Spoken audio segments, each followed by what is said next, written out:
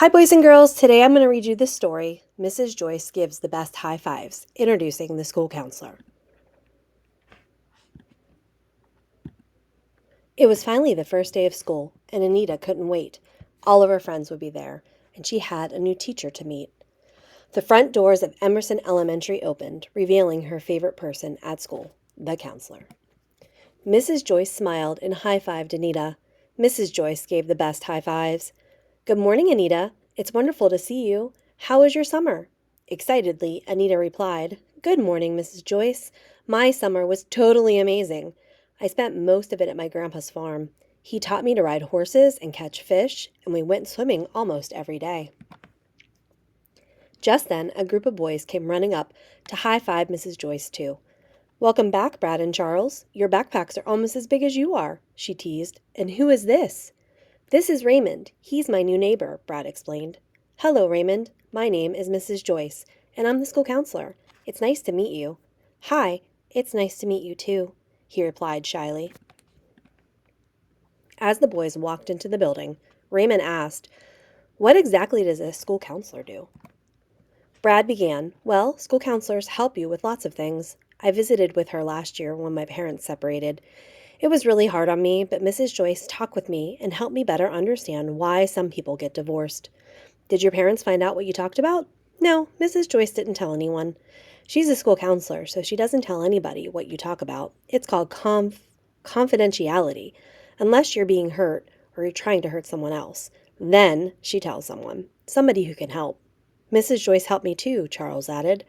I used to get so anxious before tests that I couldn't think straight. Mrs. Joyce taught me ways to relax and get prepared for tests, and now they're way easier. Later that week, Miss Bright, Raymond's teacher, handed him a counseling pass. Mrs. Joyce would like to visit with you to see how you're doing. Raymond felt nervous as he walked into the counselor's office, but as he looked around the room at the colorful posters and drawings, he began to relax. Raymond, it's great to see you again. How's your first week going? I like it so far. My teacher is really nice, and Brad's in my class. Wonderful, exclaimed Mrs. Joyce. I'm glad to hear you're both together. Looking around, Raymond noticed a sign. That sounds like something I've heard before, he declared, pointing to the poster. What is said in here stays here. What does that mean? It means I won't tell anyone what you and I talk about. It's private. It's called confidentiality. Oh, I remember Brad saying something about that earlier. He and Charles told me some ways that you've helped them. Yes, I'm here to help all students. Sometimes we talk about feelings and making good choices or setting goals. I help each student become their own problem solver.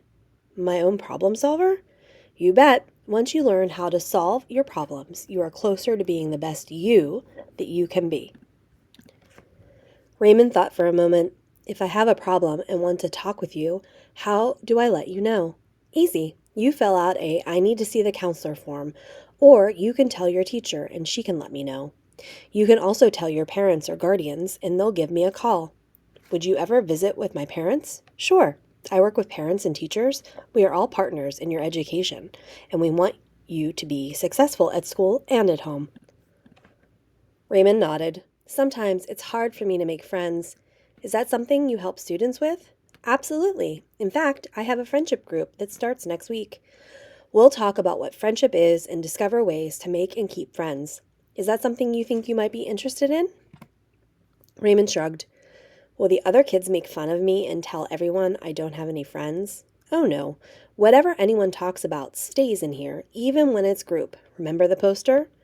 So you aren't allowed to talk about it outside of this room. That's right. What we learn about each other is meant to help, not hurt, Mrs. Joyce assured him. Cool. I'd like to learn how to make friends, Raymond smiled. Yes, I want to be part of the friendship group. That's great. I'll send a letter home to your parents explaining about the group and get their permission.